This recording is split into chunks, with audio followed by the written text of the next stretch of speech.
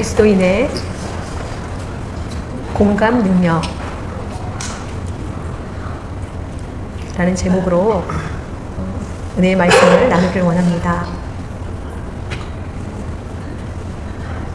이 말씀 너무나 중요합니다. 여러분들이 함께 같이 생각해 볼 필요가 있다고 생각이 듭니다. 그저께 밤부터 프랑스 파리에 지금 하계 올림픽이 시작되었습니다. 새벽 2시에 제가 보질 못했는데요. 혹시 올림픽에 대해서 관심 있는 사람은 주무시지 않고 보았을 것 같습니다. 코로나 이후로 오랜만에 올림픽을 하게 되었습니다. 그저께 저녁부터 이제 8월 11일까지 됩니다. 한 2주 반 정도 되는데요. 여러 경기를 시작합니다. 관심이 없는 사람도 있을 테고 또 관심이 있는 사람도 있을 것입니다. 저는 올림픽 경기를 좋아합니다. 왜냐하면 바울과 같은 성향이 있기 때문입니다. 여러분, 올림픽 경기를 왜 봅니까? 올림픽을 통해서 우리의 신앙이 배울 점이 있기 때문입니다. 말씀을 읽어보겠습니다.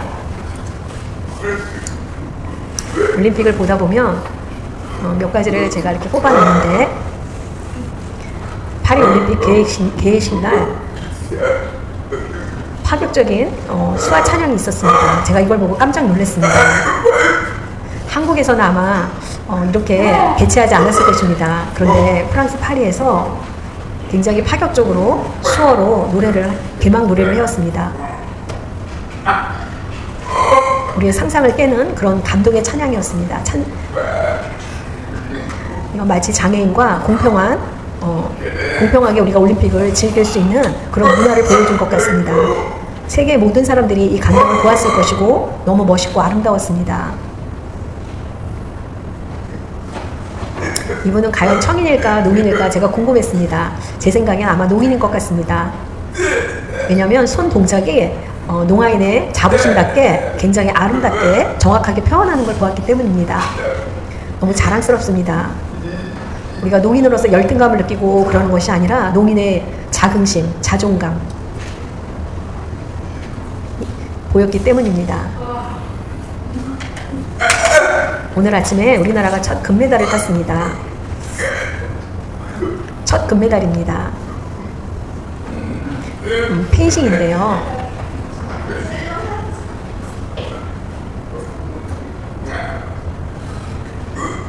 여러분, 소감이 어떻습니까? 기쁨이 있습니까? 아니면 무감각합니까? 우리와 같은 한국 사람입니다. 그렇기 때문에 우리 민족의 같은 민족이기 때문에 내가 금메달을 따르지 않아도 우리는 한 민족으로서 공감하고 그 기쁨을 같이 누릴 수 있습니다. 현재 지금 우리나라는 5위에 있습니다. 지금 1위는 호주라는 나라가 지금 1등으로 달리고 있고 우리나라는 5위를 달리고 있는데,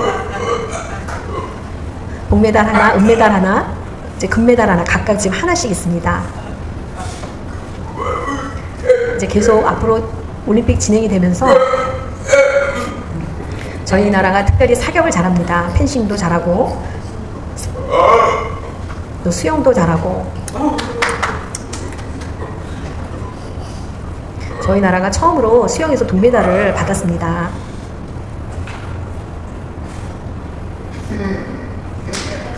충격적인 것은 파리 올림픽 각각 나라를 소개하는데 좀 특별해 보이는 게 있었습니다. 배 안에 선수들을 다 태웠습니다. 그리고 환영식을 하고 있는데 세계 각국 나라, 미국, 중국 이렇게 각국 나라들이 다 이렇게 배 안에 다 선수들이 타고 있었는데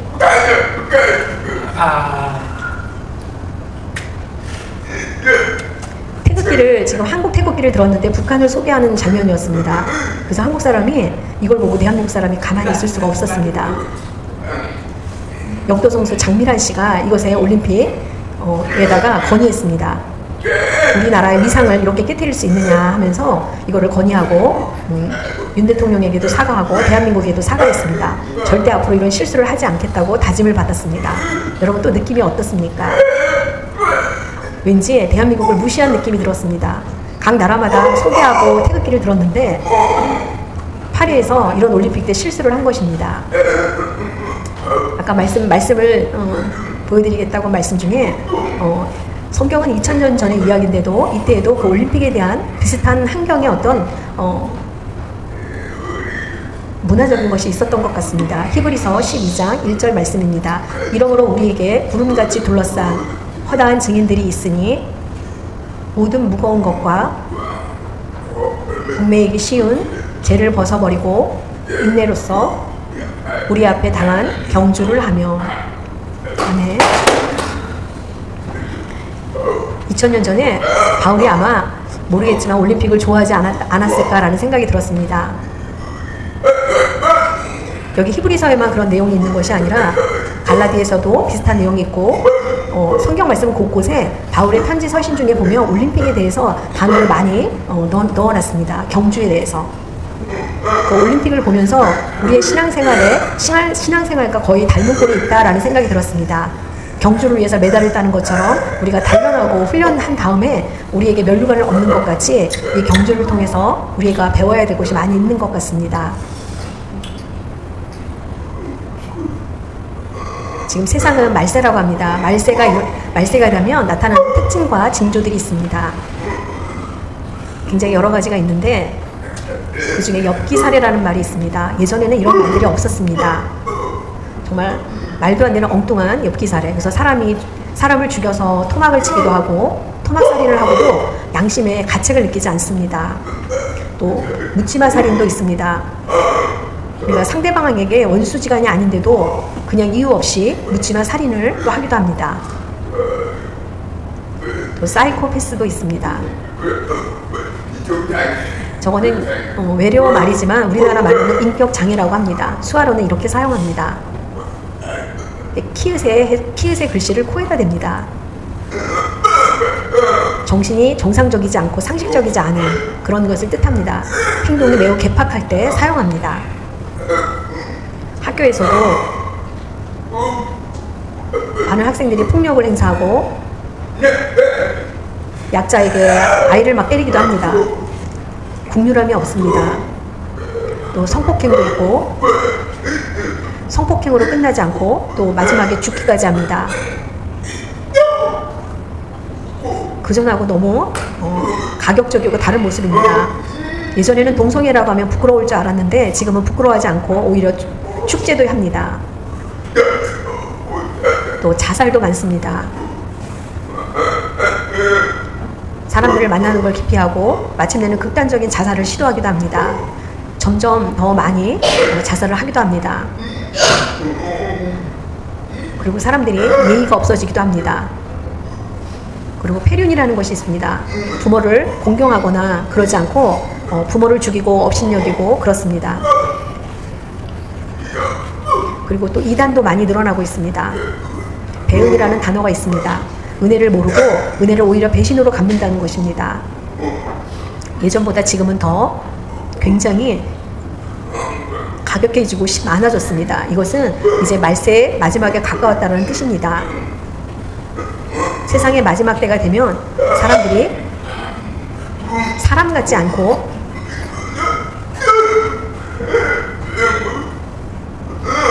맹수같이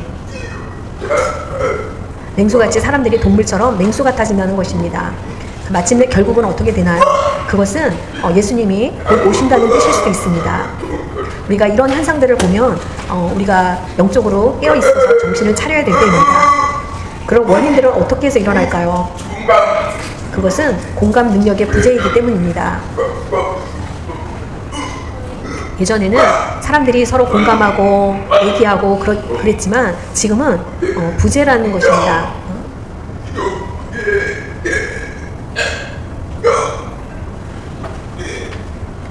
부재의 문제는 무엇입니까? 많은 문제가 일어났을 때 그 문제가 왜 일어났을까? 먼저 내 자신을 먼저 돌아봐야 되는 것입니다. 내 자신에게도 잘못이 있기 때문입니다. 이 세대의 사람들을 성경에는 이렇게 말하고 있습니다. 마태복음 11장 17절 말씀입니다. 이르되 우리가 너희를 향하여 피리를 불어도 너희가 춤추지 않고 우리가 슬피 울어도 너희가 가슴을 치지 아니하였다 함과 같도다. 아멘. 이 비유의 말씀은 무슨 뜻일까요? 사람들이 감정에 대해서 표현하는 내용인데 이 말씀을 보면 두 가지로 나눌 수 있습니다. 첫 번째는 결혼식과 장례식, 이 두 가지로 비유할 수 있습니다. 예를 들어 여러분이 다른 친구분이나 어떤 행사에 결혼식에 축하를 받았다면 우리가 함께 축하해 줍니다. 친구 결혼식에 축하해 주지 않고 안 가고 우리가 그 축하 행사에 가지 않는다면 어떻게 될까요? 또 가족 중에 아는 지인들 중에 누가 또 돌아가셨다고 하면 우리가 너무 애석해하고 안타까워하며 또 그 장례식장에 가서 우리가 함께 울어주고 장례식을 도와주고 위로해줍니다. 그러나 나하고는 상관이 없다고 내가 가지 않고, 그렇다면 기뻐할 때 피리를 분다는 것은 우리가 기뻐할 때 같이 기뻐하는 것입니다. 근데 오히려 춤을 추지 않는다는 것입니다. 또 가슴 아플 때 우리가 가슴을 같이 애통하며 아파주지 않는다는 것입니다. 이것은 사람이 가질 수 없는 감정입니다. 하나님은 2000년 전에 이런 말씀을 했는데 오늘과 똑같이 사람의 근본은 이와 같다, 이런 상태에 있다는 것을 알 수 있습니다. 그것은 우리의 원죄인 아담과 하와의 불순종 때문에 죄의 근원이 원죄가 우리 안에 있기 때문입니다. 사람은 원래 하나님이 지으셨을 때 사랑과 또 기쁨과 행복과 그런 충만으로 지어졌습니다. 그러나 우리가 죄를 짓고 나서부터는 질투와 욕심과 혈기와 분쟁과 이런 식으로 우리의 모든 형태가 바뀌기 시작했습니다. 그것은 하나님의 만드신 지으신 모습이 아니라 우리가 마귀로부터 이끌린 그런 형태로 만들어져서 변질된 것입니다. 단어를 보면 동정이라는 단어가 있습니다. 동정이라는 단어가 있는데 또 그 다음에는 공감이라는 단어가 있습니다. 이 두 단어를 서로 비교해 보겠습니다. 동정의 뜻은 다른 사람을 국률이 불쌍히 여기는 마음입니다. 함께 가슴 아파하고 불행에 대해서 아파하는 것입니다. 그냥 마음만 아파하는 것입니다. 그것을 우리는 동정이라고 합니다. 그러나 공감이라는 것은 다른 사람의 고통을, 불행을 함께 느끼며 함께 하려는 마음입니다. 그 고통을 함께 나누고자 하는 마음입니다. 여러분이 보시다시피 동정은 무언가 조금은 부족해 보입니다. 그러나 우리에게는 공감이라는 공감 능력이 있어야 됩니다. 첫 번째, 우리가 동정의 마음으로부터 시작돼서 나중에 공감으로 진행이 더 진화해서 공감까지 우리가 마음이 확장되는 것입니다. 공감은 너무나 중요한 단어입니다. 더 한번 공감에 대해서 자세히 살펴보기를 원합니다. 2014년에 여러분 기억하시죠? 우리나라 역사상 정말 가장 큰 사고였습니다. 세월호 침몰 사고인데요. 학생들과 또 선생님들이 많이 죽었습니다. 특별히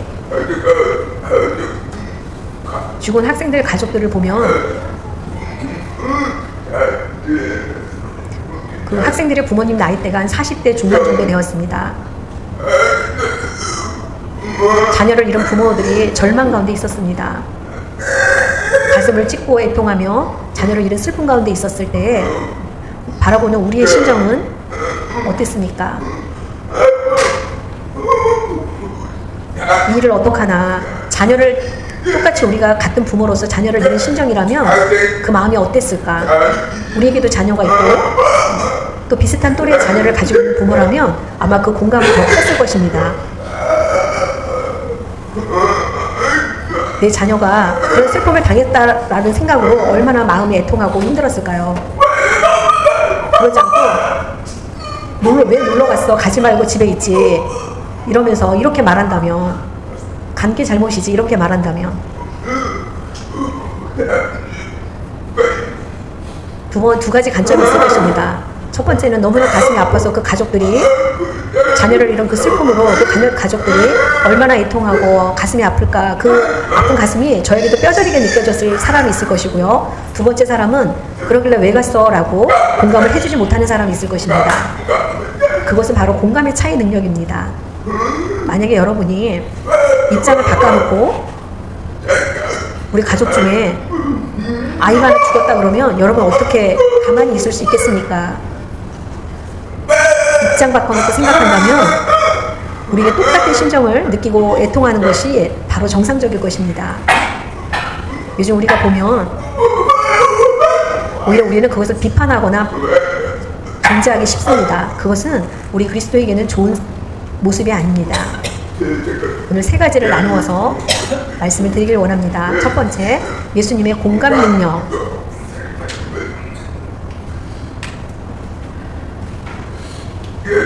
예수님은 정말 공감의 달인이십니다. 세상의 그 어떤 것도 예수님의 공감 능력을 따를 자가 없습니다. 빌립보서 2장 6절에서 7절 말씀을 보겠습니다. 그는 근본 하나님의 본체시나 하나님과 동등됨을 취할 것으로 여기지 아니하시고 오히려 자기를 비워 종의 형체를 가지사 사람들과 같이 되셨고. 아멘.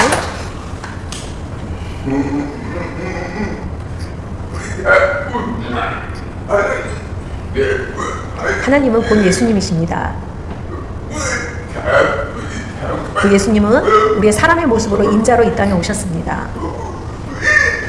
병을 고치시고 무리를 건너시고 기적을 일으키시고 하셨습니다. 우리 인간으로 할 수 없는 것을 예수님은 하셨습니다. 예수님은 이 땅에 오셔서 가장 낮은 자의 모습으로 겸손하게 계셨습니다. 화려하고 모든 사람으로부터 인정을 받는 그런 사람으로 있지 않았습니다. 예수님은 모두에게 사랑과 은혜를 주시기 위해서 가장 낮은 자의 모습으로 오셨습니다. 여러분, 종의 형체로 오셔서 사람과 같이 되셨다고 하셨습니다. 말씀 중에 몇 가지를 살펴보면 하늘의 모든 권세를 버리시고 예수님은 마구간에서 탄생하셨습니다. 정말 낮고 낮은 가장 낮은 곳으로 오셨습니다. 예수님의 어린 시절을 보면 목수인 아버지를 따라 예수는 어릴 때부터 목수 일을 도와주었습니다. 12살 때 예루살렘에 들어가서 집으로 오는 가정에서 예수님은 어릴 때의 그런 모습이 별로 많이 기록되어 있지 않습니다. 예수님은 12살 이후에 아버지가 빨리 돌아가셨습니다. 그래서 예수님은 어린 나이에 가정을 책임져야 됐습니다. 그래서 예수님은 아마 동생들이 꽤 많았습니다. 6, 7명은 되었을 것 같은데 예수님이 그 동생들과 가정을 책임지기 위해서 목수를 하며 고생을 하면서 돈을 벌어야 했을 상황의 어떤 상황이었던 것 같습니다. 예수님은 나이 30부터 사역을 하기 시작했습니다. 그리고 많은 무리들이 예수님을 따랐습니다. 예수님이 말씀을 가르치시고 또 병을 치유하시고 귀신을 쫓아내고 그 때때마다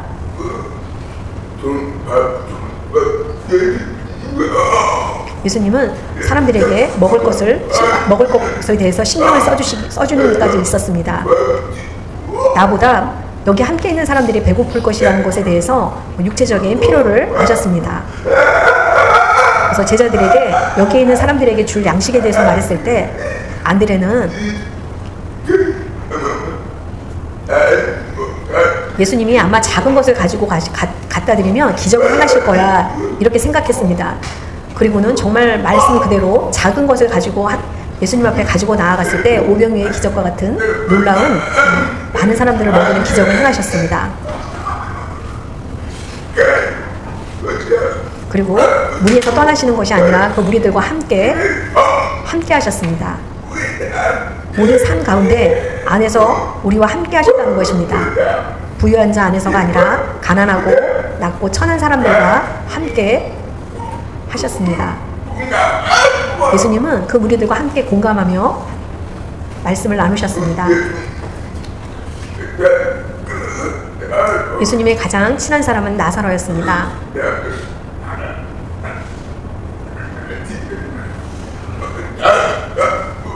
그리고 마리아하고 친했는데 가끔 초대를 받아서 그 가정에 들어가 교제를 나누곤 했습니다. 근데 나중에 나사로가 죽었다는 얘기를 들었습니다. 그래서 예수님께 청합니다. 예수님, 나사로가 죽게 되었으니 어서 와주십시오 라고 이렇게 말합니다. 근데 예수님은 속히 가지 않고 천천히 갔습니다. 예수님이 일부러 천천히 가셨을까요? 빨리 가서 죽어가는 나사로를 살려줘야 되는데 예수님은 왜 이틀이나 늦게 도착을 했다라고 성경에 기록되어 있습니다. 늘 여동생이 예수님 왜 이렇게 늦게 오셨습니까? 빨리 오셨어야죠. 이러면서 한탄하는 말씀도 있습니다. 예수님은 왜 늦게 가셨는지 그 이유를, 그 모든 것에는 다 이유가 있습니다.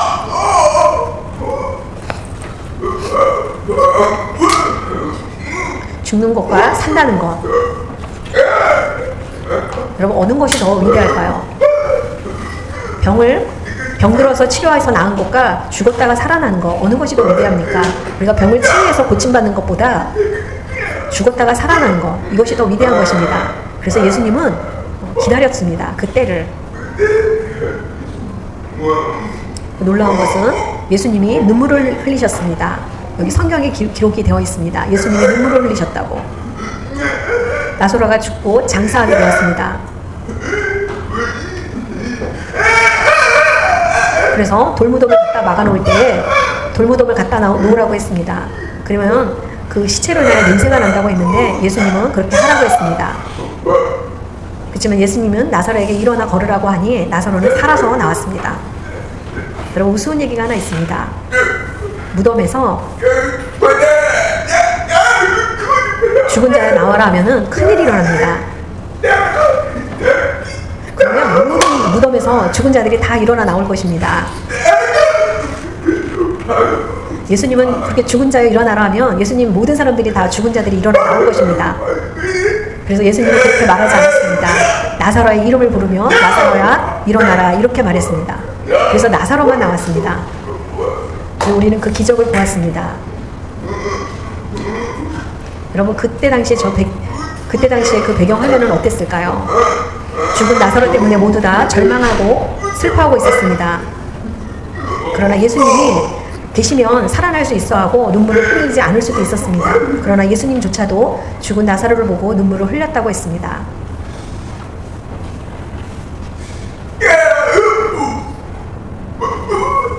예수님 왜 울으셨을까요? 죽은 자와의 가족들을 얼마나 가슴이 아플까 하는 그 전율이 예수님이 공감했기 때문입니다. 예수님의 울음에 대한 말씀이 있는데 우리가 한 구절 보겠습니다. 요한복음 11장 35절에서 36절 말씀입니다. 예수께서 눈물을 흘리시더라. 이에 유대인들이 말하되 보라, 그를 얼마나 사랑하는가 하며, 아멘.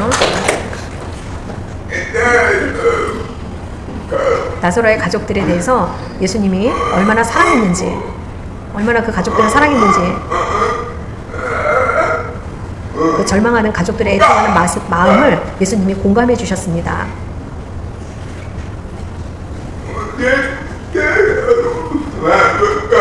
나사로만 위해서 울은 것이 아니라 우리가 고통 가운데 있을 때, 우리가 힘들 때도 예수님도 우리의 아픔에 대해서 함께 눈물을 흘려주십니다. 왜요? 우리를 사랑하기 때문입니다. 여러분들을 사랑하기 때문에 예수님도 우리를 위해서 함께 울어주십니다.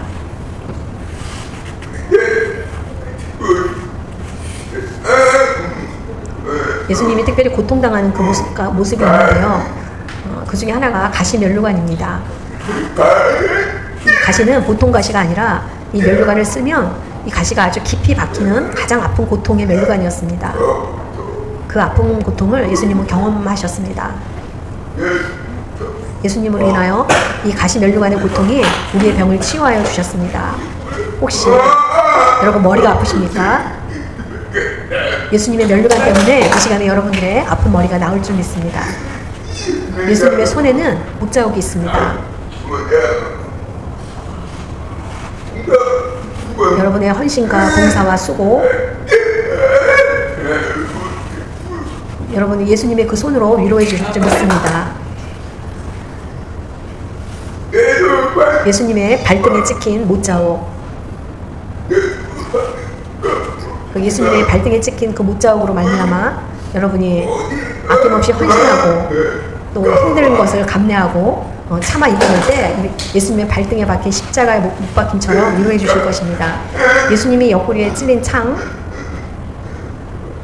예수님이 사망했는지 사망 안 했는지를 확인하기 위해서 옆구리에 창을 찔렀습니다. 그리고 그 피 흘림으로 인해서 죽음을 확인하는 그런 마지막 과정이었습니다.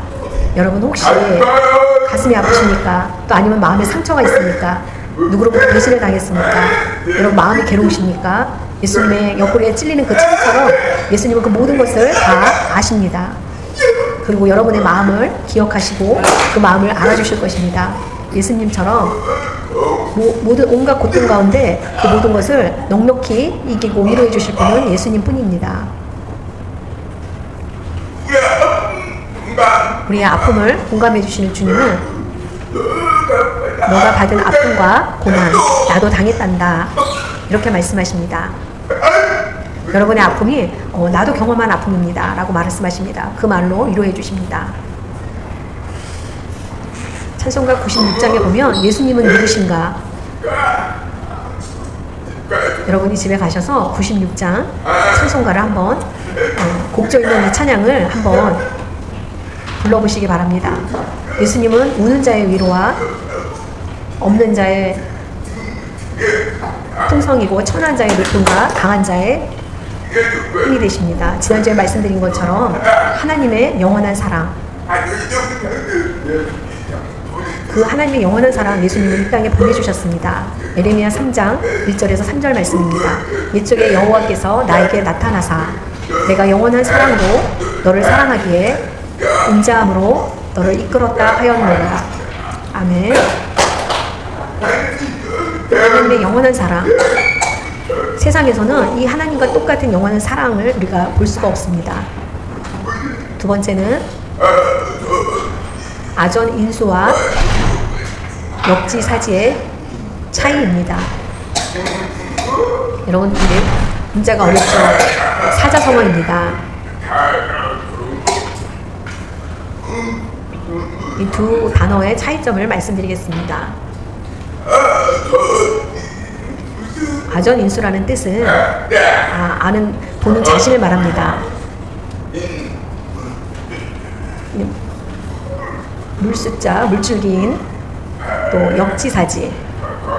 우리가 밭에 가면 아실 것입니다. 비가 오면 비가 이렇게 계속 오면 괜찮은데 비가 너무 가물어서 오지 않다가 물이 부족할 때 땅에 가보면 물이 없어서 모두가 힘들어합니다. 물이 부족하다고 할 때 어떤 사람이 자기 욕심을 내서 우물을 팝니다.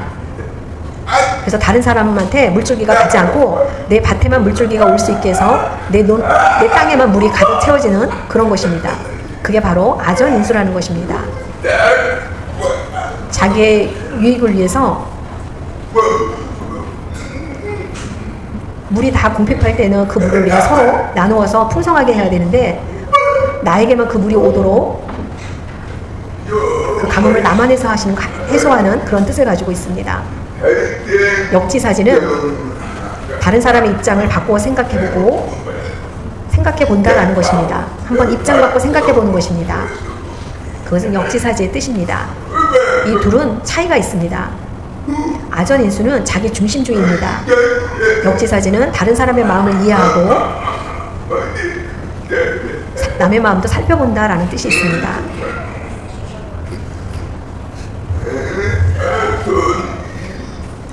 아전인수의 예를 보면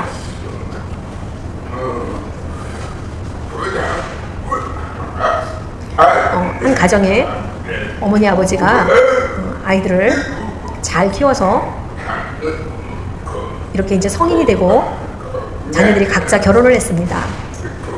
아들도 결혼하고 딸도 결혼을 했습니다. 그리고 행복하게 결혼 생활을 잘하고 있다고 들었습니다. 그래서 부모님은 그 말을 듣고 기뻤습니다. 그래서 부모님이 생각하면서 엄마가 가장 먼저 자녀가 사는 집에 가겠다고 알려주지 않고 갑자기 자녀 집에 방문하게 되었습니다. 먼저 아들네 집에 가게 되었습니다. 아들네 집에 도착하니 아들이 고무장갑을 끼고 설거지를 하고 있었습니다. 식사 후에 아들이 장갑을 끼고 설거지를 하는데 갑자기 엄마가 오시게 돼서 고무장갑을 낀 손을 보고 당황했습니다. 그래서 엄마가 이렇게 말합니다. 너 그 고무장갑이 뭐니? 지금 아내가 몸이 불편해서 제가 얼른 센스 있게 설거지를 해주고 있습니다. 어머니가 이렇게 말합니다. 너는 배울 만큼 배운 아이가 왜 설거지냐 이러면서 며느리한테 아들한테 이런 일을 시키는 거에 대해서 불평했습니다. 우리 집에서는 있을 수도 없고 그런 일을 해본 적이 없는 일이라고 하면서 어머니가 화가 나서 돌아서고 그 즉시로 문을 닫고 나아갔습니다. 그리고는 이번에는 막 딸네 집으로 갔습니다.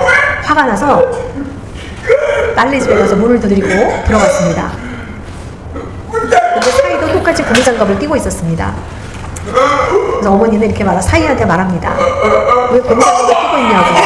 그랬더니 아내가 아파서 지금 누워있어서 제가 설거지를 해주고 있습니다. 그랬더니 그 사이한테는 너무 예뻐하는 것이었습니다. 이 차이가 뭘까요? 아들도 아들이고 사이도 아들인데 두 남자가 똑같은 장갑을 끼고 하는데 한 어머니가 왜 두 사람의 모습을 보고 달리 생각하는 것일까요? 이는 아까 아전인수의 예처럼 자기 욕심대로 아들을 아끼는 그 욕심 때문입니다. 그것은 좋은 예가 될 수 없습니다.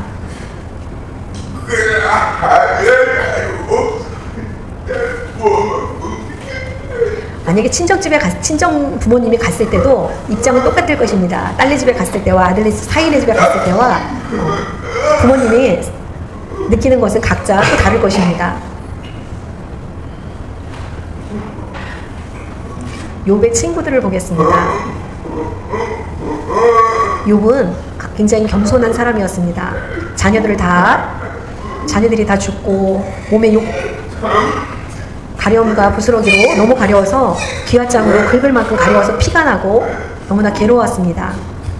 욥의 이런 고통을 듣고 세 친구가 왔습니다. 그리고 욥에게 손가락질을 하며 친구들이 이렇게 말합니다. 예전에 잘 살더니 이제 가난하게 돼서 이제는 이렇게 몸이 고통을 받고 있구나. 하나님 앞에 무슨 죄를 지었구나. 하나님을 두려워할 줄 몰랐구나. 그래서 하나님으로부터 이렇게 벌을 받는구나 하면서 욥에게 이렇게 말을 했습니다. 이래서 하나님한테 이렇게 위로하기보다 하나님으로부터 받은 벌을 네가 이렇게 받고 있구나 하면서 욥을 책망했습니다. 지금 세상은 그런 것 같습니다. 사람들이 공감하지 않습니다. 공감하기보다 우리는 오히려 그 사람에 대해서 무언가를 판단하고 비평합니다. 우리나라 속담에 사촌이 땅을 사면 배가 아프다라는 말이 있습니다. 이 말씀처럼 다른 친구가 성공해서 잘 되면 나도 모르게 시기 질투가 납니다. 잘 되면 정말 잘 된 것을 축하하고 기뻐해야 되는데 겉으로는 축하한다고 하지만 집에 가서는 나도 모르게 괜히 일을 갑니다. 여러분 왜 일을 갈까요? 여러분 성공하면 왜 우리가 축하를 못 해줄까요? 그거는 우리가 질투하기 때문입니다. 배가 아프거나 질투하거나 근데 다른 사람이 잘못되면 오히려 내가 그걸 보고 위로를 얻으며 기뻐합니다. 사람의 본성은 우리 마음 가운데 악한 마음이 있습니다. 그건 우리가 하나님이 우리에게 주신 마음이 아닙니다. 세 번째, 공감 능력을 배우고 실천하기입니다. 여러분 그리스도인이라면 반드시 필요한 말씀입니다. 우리가 공감하지 않고 실천하지 않는다면 우린 그리스도인이 아닙니다. 하나님의 자녀답지 않는 행동입니다. 하나님이 또한 기뻐하지 않는 일입니다. 그러니까 공감을 한다는 거. 교회든 가정이든 우리가 모든 일에 공감하고 그것을 우리가 실천할 때 우리의 모든 일이 정말 잘 풀릴 것입니다.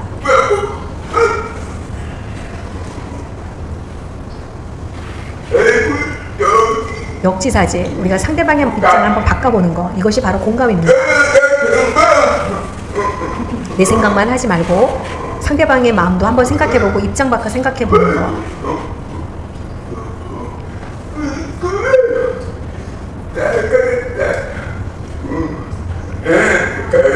60대의 어떤 어르신이 어린아이에게 성추행을 하려고 하는 마음이 있었습니다. 여러분 한번 생각해 보십시오. 60대의 딸을 가진 분이 있다면 다른 사람이 그렇게 했다고 생각을 하면 우리 자녀를 생각했을 때 그 마음이 어떻겠습니까?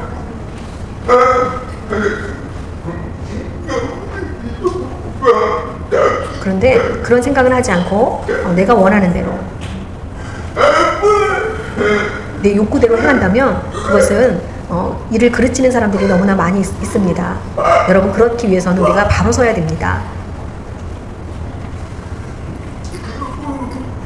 기독교의 위대함은 무엇입니까? 오늘 말씀을 한번 보겠습니다. 로마서 12장 15절, 즐거워하는 자들과 함께 즐거워하고 우는 자들과 함께 울라.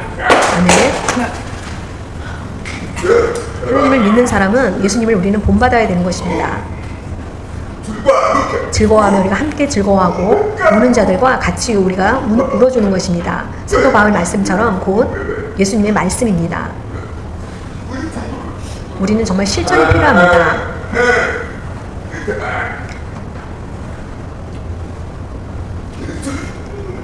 슬픔을 나누면 반이 되고 기쁨을 나누면 배가 된다. 여러분, 슬픔을 반으로 나눠보십시오. 그러면 그 슬픔은 줄어듭니다. 기쁨을 나누면 이게 배가 된다고 합니다. 일반적으로 생각하면 이게 맞나 하지만 사실 맞습니다. 여러분, 슬픈 사람을 우리가 위로해줘 보십시오. 그러면 그 위로함으로 말미암아 그 사람의 슬픔이 위안이 되게 합니다. 또 기쁨은 나누면 배로 더 커집니다.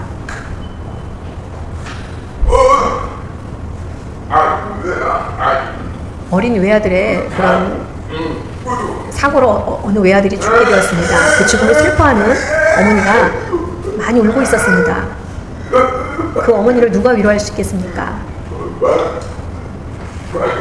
과거에 자기 아들을 잃은 그 어머니가 이 어머니를 위로할 수 있습니다. 왜냐하면 내가 그것을 똑같이 경험했기 때문입니다. 나에게 가장 귀한 그 아들을 잃은 엄마만이, 그걸 경험한 엄마만이 지금 이 슬픔의 장면에 똑같은 처지에 있는 사람을 그대로 위로할 수 있습니다. 그리고 안아주고 위로해줄 수 있습니다. 그럴 때 이 사람의 슬픔은 반으로 줄어들게 됩니다. 같은 마음으로, 같은 입장으로 생각하고 위로하고 우리가 품어준다면 그것이 바로 예수 그리스도의 마음일 수 있습니다. 행함은 실천입니다. 이걸 통해서 우리가 하나님께 영광 돌려야 됩니다. 인터넷에 보니까 한국이 아닙니다.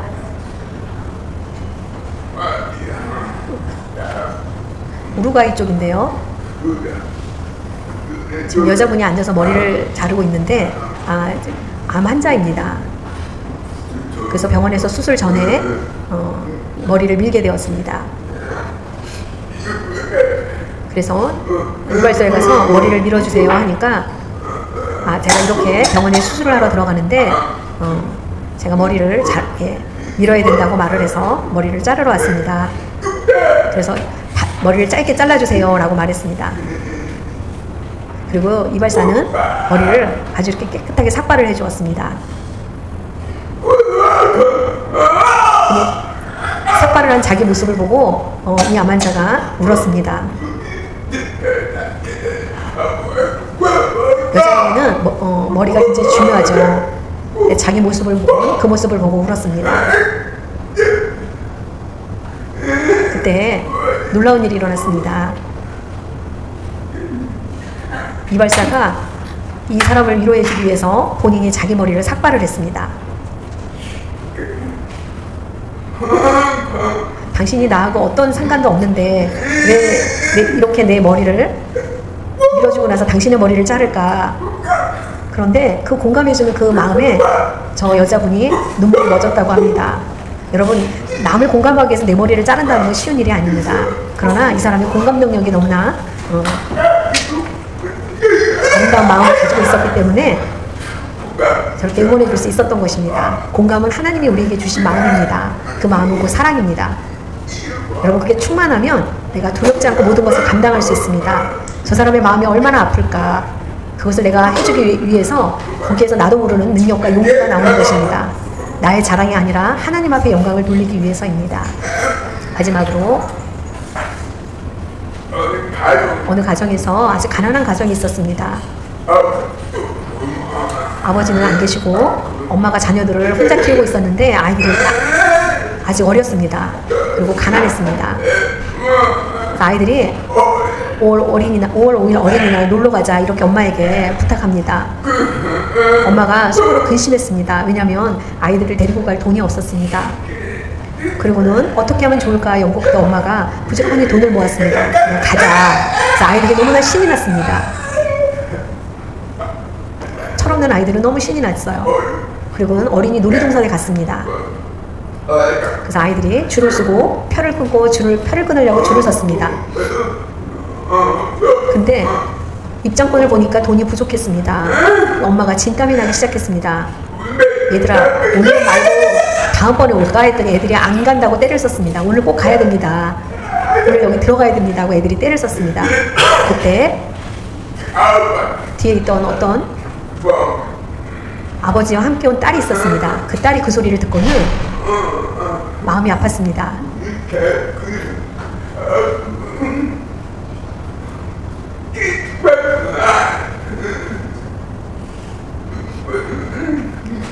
자, 아버지 혹시 도와줄 수 있으면 도와주는 거 저도 좋게 생각해요. 이렇게 하면서 저희는 다음에 가요 이러면서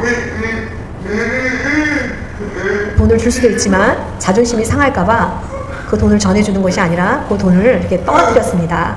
그리고는 이렇게 말했습니다. 아주머니 돈이 떨어졌네요. 이렇게.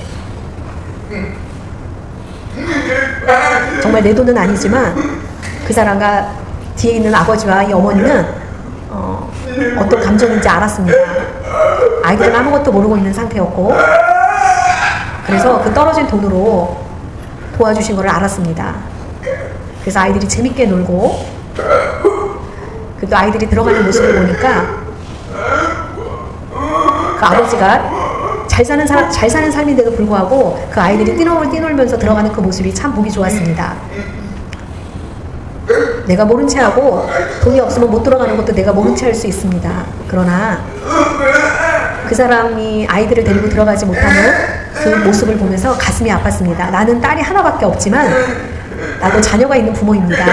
그렇게 생각하면 우리가 양보하고 이 아이들을 들여보내는 게 더 행복할 것 같다라는 생각을 했습니다. 여러분, 이처럼 사람의 마음은 자기 중심적이 아니라 이렇게 마음을 나눌 수 있는 감동적인 일을 해야 되는 것입니다. 또 우리 주변에는 간혹 어렵게 된 사람들이 있습니다. 코로나 때문에라도 또 어려운 일을 겪은 사람들이 있고,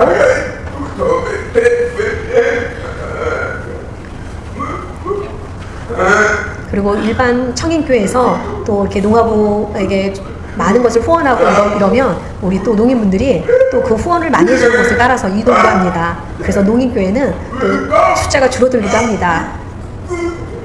그러면 우리는 참 마음이 아픕니다. 그러면 이런 생각이 듭니다. 청인교회에서 농인분들이 이렇게 이동을 하면 왜 이동을 하지? 라고 생각해보고, 아, 교회가 많이 어려운가? 라고 한번 생각해보고 역지사지와 같은 그런 좀 생각을 한번 가져보는 것도 필요하지 않을까라는 생각도 해봅니다. 요즘 일반 교회 안에서도 농가부를 많이 확장시킵니다. 그리고는 많이 후원을 해서 줍니다. 그리고 농민분들이 또 그 후원 때문에 많이 그곳에 이동하는 것을 보면서 저는 왠지 모를 안타까움이 있습니다. 저는 기도할 수밖에 없습니다. 마지막으로 한 가지, 여러분, 좀 하트 모양인데요, 한 조각에 블록이 빠져 있습니다. 여러분, 이것은 우리가 채워 넣어야 될 부분입니다. 그래서 온전한 하트를 만드는 것입니다. 저기를 채우지 않는다면 온전한 사랑으로 완성이 되지 않습니다. 여러분의 한 조각이 저 안에 채워지길 바랍니다. 그래서 그 사랑으로 말미암아 하나님의 놀라운 사랑이 더 나타내줄 수 있도록 우리 농아 영혼들을 위한 구원이 더 전도되어지길 바랍니다.